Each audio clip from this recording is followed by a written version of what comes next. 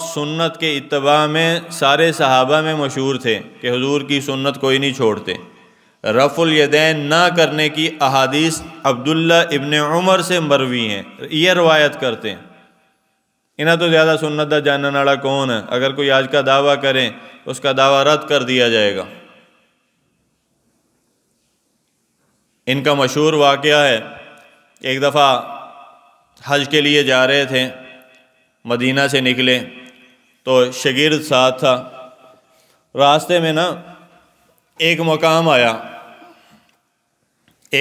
آیا، وہاں پر انہوں نے سواری رکوائی، اترے، کچھ فاصلے پہ گئے، جس طرح آدمی پیشاب کے لیے بیٹھتا ہے نا اس طرح بیٹھے، اور تھوڑی دیر میں ہی اٹھ کے واپس آ گئے۔ تو شاگرد نے کہا کہ آپ کو پیشاب وغیرہ کی حاجت ہوئی اس لیے گئے؟ انہوں نے کہا نہیں۔ انہوں نے کہا آپ بیٹھ کے اسی ٹائم اٹھ کے آ گئے۔ انہوں نے کہا کہ میں حضور صلی اللہ علیہ وسلم کے ساتھ تھا اس سفر میں، جب مدینہ سے حضور مکہ کی طرف جا رہے تھے بیت اللہ کی زیارت کے لیے، اور اس سفر میں اس مقام پر حضور صلی اللہ علیہ وسلم نے پیشاب کرنے کے لیے اپنی سواری روکی تھی اور یہاں پہ جا کے بیٹھے تھے، فراغت حاصل کی تھی۔ تو میں بھی حضور کے اتباع میں، سنت کے اتباع میں نے بھی روکی ہے، حضور کی اس ادا کو پورا کیا ہے جا کے میں نے۔ اللہ اکبر! عقل دنگ رہ جاتی صحابہ، کہاں تک قدم پہ قدم حضور کے رکھ کے چلے۔ من یطع الرسول فقد اطاع اللہ، اللہ نے کہا کہ جو میرے رسول صلی اللہ علیہ وسلم کی بات کو مانتا ہے وہ حقیقت میں میری بات کو مان رہا ہے۔ جس نے میرے رسول کا اتباع کیا اس نے حقیقت میں میرا اتباع کیا۔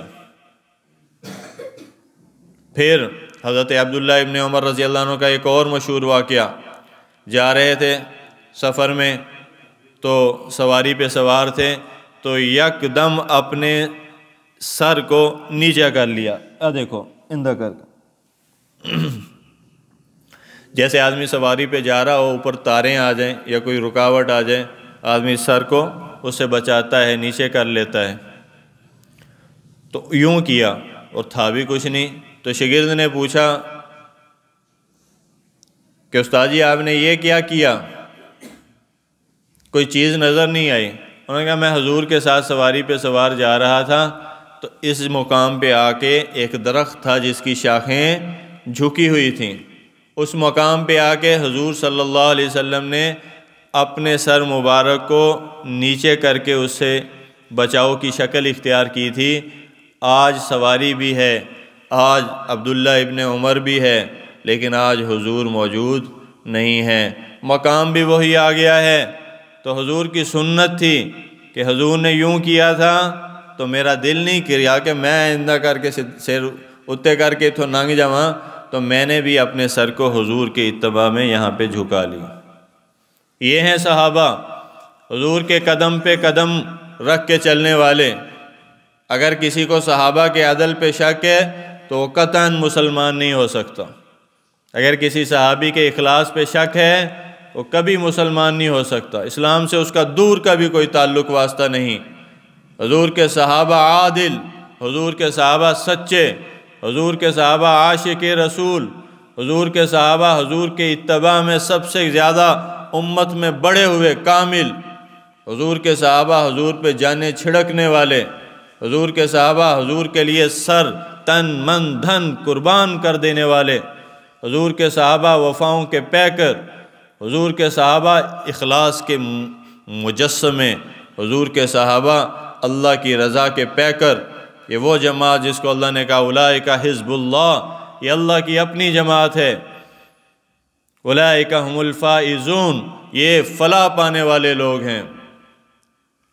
لقد رضی اللہ عن المؤمنین اذ بعث فیہم رسولا، حضور کے ساتھ جو صحابہ آنے والے اللہ نے ان سے اپنی برات کا، رضی اللہ عنہم ورضوا عنہ، میں ان سے راضی یہ مجھ سے راضی ہو گئے۔ یہ وہ صحابہ ہیں۔ محمد الرسول اللہ والذین معہ اشداء علی الکفار رحماء بینہم تراہم رکعا سجدا یبتغون فضلا من اللہ ورضوانا۔ قرآن نے کیا خوبصورت نقشہ کھینچا صحابہ کا، اور بتایا کہ حضور صلی اللہ علیہ وسلم محمد اللہ کے رسول ہیں، اور پھر فرمایا والذین معہ اشداء علی الکفار، کہ جو صحابہ کی جماعت حضور کے ساتھ ہے یہ بھی حضور کے اوپر جانیں چھڑکنے والے ہیں، اور یہ کافروں پہ بڑے سخت ہیں، اور ایمان والوں کے لیے آپس میں بہت نرم دل ہیں۔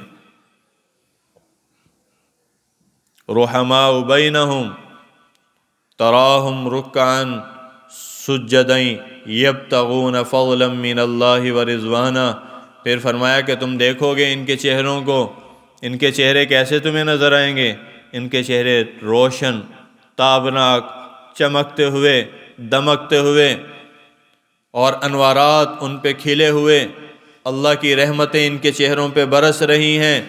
تراہم رکعا سجدا یبتغون فضلا من اللہ ورضوانا۔ یہ اس وجہ سے ہے کہ راتوں کو اٹھ کے یہ اللہ کے حضور میں سجدے کرتے ہیں، اللہ کے سامنے اپنی پیشانیوں کو جھکا دیتے ہیں، اور ان کی آنکھوں سے اللہ کی محبت کے آنسو نکل پڑتے ہیں۔ اس وجہ سے ہے کہ راتوں کو اٹھ کے اللہ کو پکارتے ہیں، ندائیں دیتے ہیں، صدائیں لگاتے ہیں، اللہ کے سامنے ہاتھوں کو پھیلاتے ہیں، اللہ سے دعا کرتے ہیں۔ اور یہ اس لیے ہے کہ راتوں کو اٹھ کے یہ قرآن کی تلاوتیں کرتے ہیں، اللہ کا ذکر کرتے ہیں، تہجد کی نماز ادا کرتے ہیں۔ یہ اس وجہ سے ہے کہ ان کے چہرے تمہیں خوبصورت نظر آئیں گے۔ سیماہم فی وجوہہم من اثر السجود، رات کے سجدوں کا اثر تمہیں ان کے چہروں سے دکھائی دے گا، نظر آئے گا، حلاوت ایمانی ٹپکتی ہوئی نظر آئے گی۔ اور ایماندار، رات کی شب بیدار، راتوں کو عبادت کرنے والوں کے چہرے گواہی دیتے ہیں کہ یہ اللہ کے ولی ہیں، یہ اللہ کے مقرب ہیں، ان کے چہروں سے پتہ چل جاتا ہے کہ یہ سچے لوگ ہیں۔ اور جو ساری رات گناہوں میں، فسق و فجور میں، زناکاری میں، شراب نوشی میں اور حرام کھا کے سونے میں گزار دیتے ہیں، ان کی راتیں ان کے چہروں سے پتہ چلتی ہیں۔ ایک آیا میرا دوست، مجھ سے کہتا دیکھے تم نے ان کے چہرے، یہ راتوں کو ساری رات زنا کے اندر گزارتے ہیں۔ میں نے کہا برائی کے سوال نہیں کرتے، لیکن قرآن میں صحابہ کے تو چہروں کا ذکر ہے کہ ان کی راتوں کی عبادت ان کے چہروں سے چھلکتی تھی، ڈھلکتی تھی اور واضح ہوتی تھی۔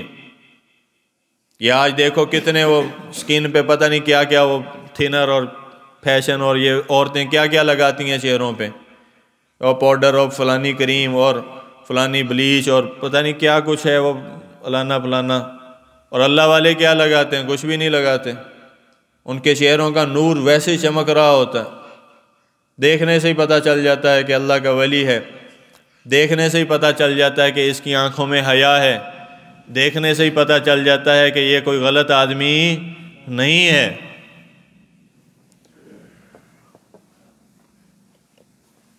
تو صحابہ کے چہرے ایسے تھے، صحابہ رضوان اللہ علیہم اجمعین کی راتوں کی عبادت یہ ان کے چہروں کا نور بن کے چمکتی تھی۔ تو رات کو عبادت کیا کریں، تراویح پڑھا کریں، بشاشت کے ساتھ تہجد کی نماز ادا کیا کریں۔ تراویح تو دل نہ بچایا کرو، اپنے آپ نو پجایا نہ کرو، تراویح میں جم کے کھڑے رہو، اور تھک بھی جاؤ تب بھی اپنے آپ کو ڈھیٹ کرو اس معاملے میں کہ نہیں پوری تراویح 20 رکعت پڑھ کے ہی جانی۔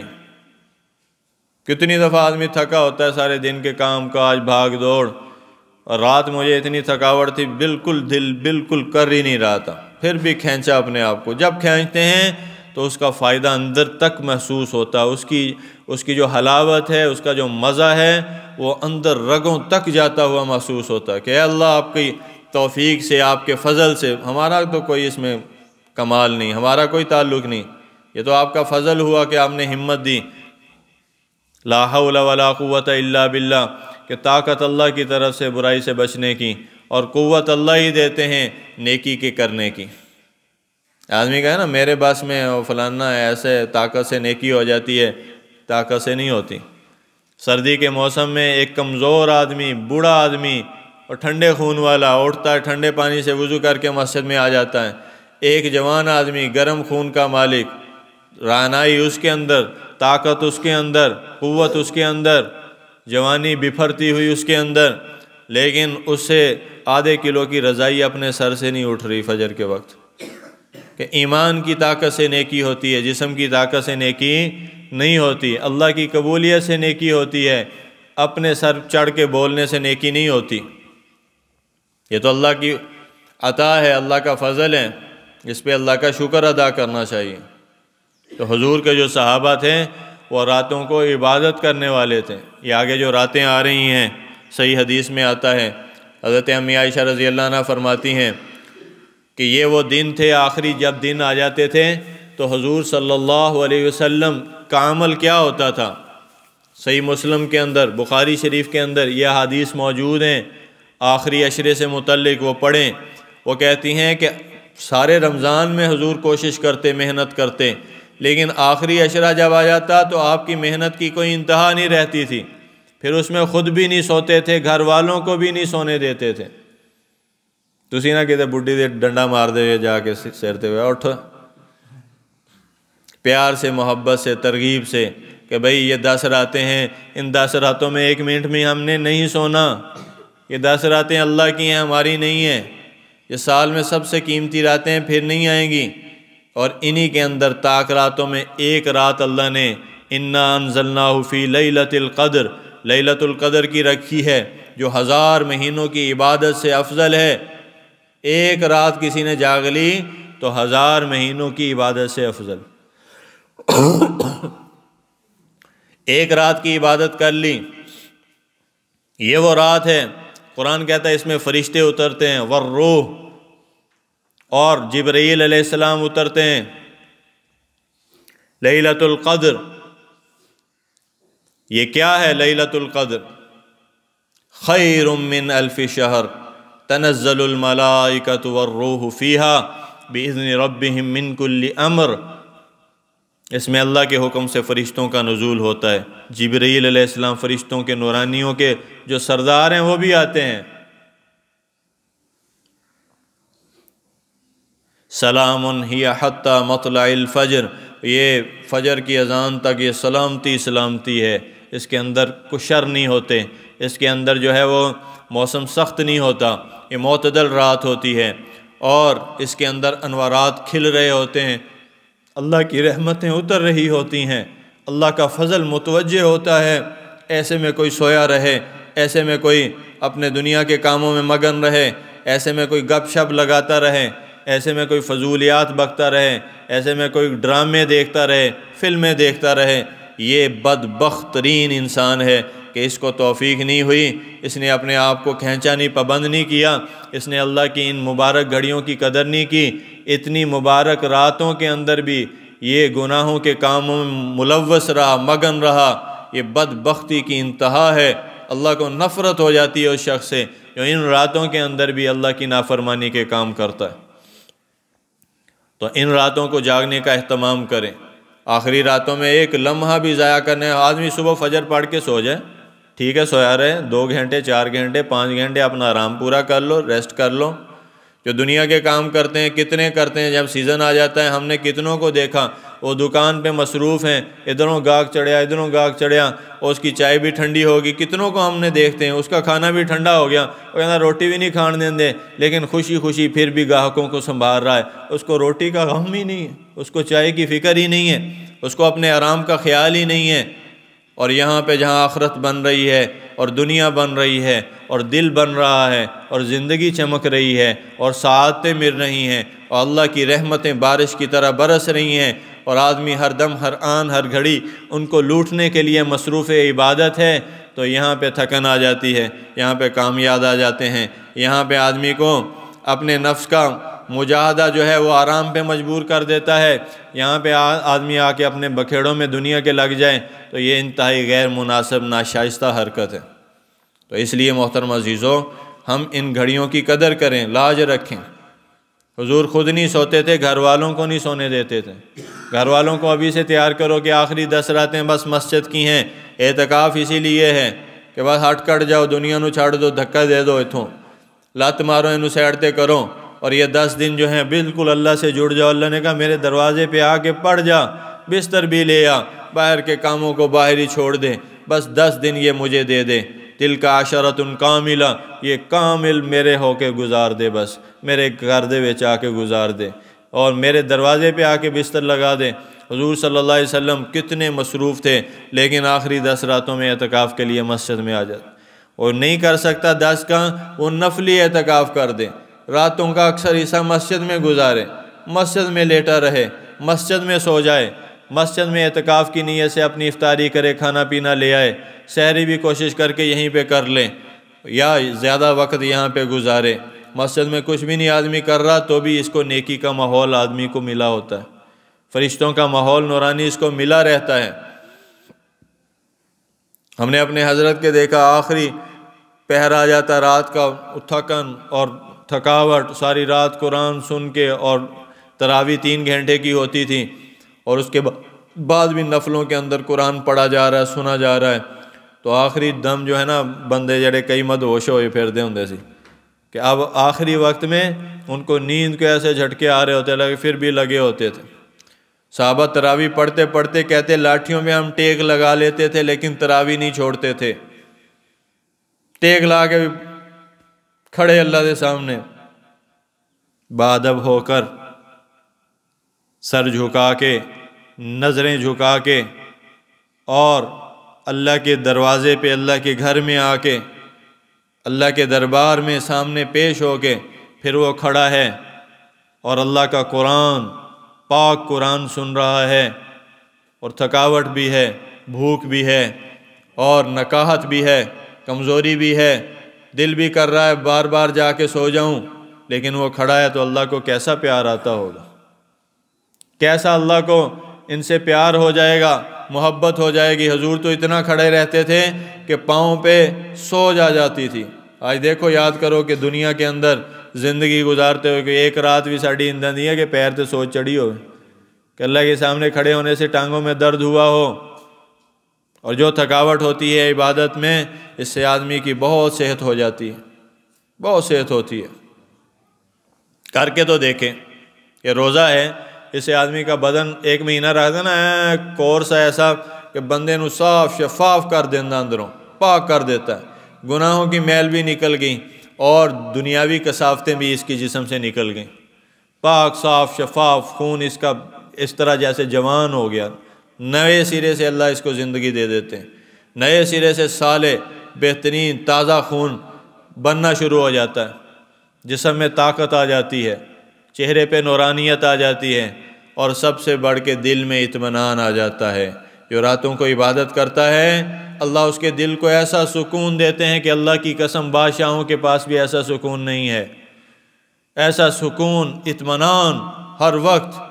اور دنیا داروں کو کیا ہوتا ہے، دنیا کے دھکے پہندے کہ نہیں پہندے انہوں نے، پریشانیاں، ٹینشنیں، آفتیں، اور ہارٹ فیل، اور پتہ نہیں کیا کچھ، کہ پریشانیوں کی وجہ سے بیماری میں کسی کو ہو جائے تو اور بات ہے۔ تو محترم عزیزوں، ان گھڑیوں کی قدر کرنی ہے۔ آخری دنوں کے اندر عورتیں بھی گھروں کے اندر سونے کا ماحول نہ بنائیں، جاگنے کا ماحول بنائیں، اپنے بچوں کو ابھی سے تیار کریں، ترغیب دیں۔ ایک عورت گھر کا ایسا ماحول بنا سکتی ہے کہ آدمی کی سوچ بھی وہاں تک نہیں پہنچ سکتی، اپنے بچوں کی ایسی تربیت کر کے ان کو اللہ کا ولی بنا سکتی ہے، اللہ کے دروازے پہ لا کے ان کو جھکا سکتی ہے۔ ایک عورت اگر گھر میں نیت کر لے، ارادہ کر لے کہ اللہ کی نافرمانی کا کوئی کام میری دہلیز کے اندر، میری 4 دیواری کے اندر نہیں ہوگا، تو انشاءاللہ وہ نہیں ہوگا۔ اور جب عورت بگڑتی ہے، سارے خاندان کو بگاڑ دیتی ہے، عورت بگڑتی ہے، سارے معاشرے کو بگاڑ دیتی ہے، عورت بگڑتی ہے، اللہ کی نافرمان بنتی ہے، تو کتنے لوگوں کو اللہ کی نافرمانی پہ اکسا دیتی ہے، لے آتی ہے۔ تو اس لیے محترم عزیزوں، گھر کی عورتوں کے بہت بڑی ذمہ داری ہے، گھروں کے اندر ماحول بنائیں۔ ایک صحابیہ، بلکہ حضور کی بیٹی حضرت فاطمہ الزہرا رضی اللہ عنہا آئیں، پریشانی میں، گھر کے اندر قسم پرسی، تنگی، اور آ کے عرض کی، یا رسول اللہ کہ آپ دعا فرمائیں کہ میرے اور علی کے پاس ایک چوغا ہے، ایک کپڑا ہے، وہی ہم رات کو بستر پہ بچھاتے ہیں، وہی ہم دن کو گھوڑے کو گھاس دانہ اس پہ ڈالتے ہیں۔ اللہ فراخی دے، یہ حضور کی بیٹی ہے، کوئی عام بیٹی نہیں ہے، ان کے گھر کا یہ عالم ہے، یہ حال ہے۔ اور آج ہماری بیٹیاں 2-2 3-3 لاکھ کا سوٹ ایک رات کا پہن رہی ہیں۔ پیچھے ہمارے ایک عزیز تھے، وہ بتانے لگے وہ شادی تھی ان کی بیٹی کی، 7 لاکھ کا ایک جوڑا لاہور سے خریدا انہوں نے، 7 لاکھ کا ایک رات واسطے، دوسری رات واسطے کے لیے الگ، ایک کا مجھے پتا چلا اس نے 2 لاکھ کا جوڑا خریدا۔ ادھر غریب کے پاس روٹی کھانے کے پیسے کوئی نہیں۔